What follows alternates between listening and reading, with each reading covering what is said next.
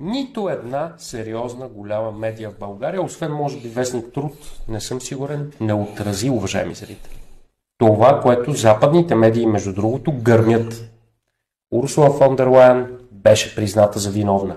Идолът на Бойко Борисов, идолът на ДСБ, на целия български политически, пази Боже, естаблишмент е призната за виновна.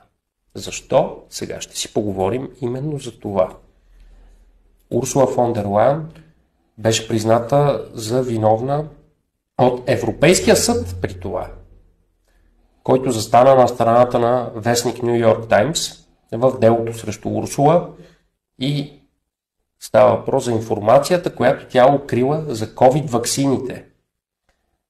Става въпрос за решение, което може да помогне за определяне на това колко прозрачен трябва да бъде Европейския съюз по въпроси от обществен интерес.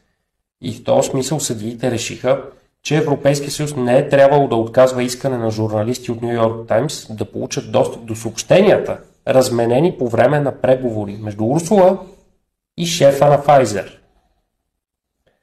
Решението е издадено от втория по важност и по висша инстанция съд на Европейския съюз, общия съд, който е в Люксембург, знаете. Делото е започнато от The New York.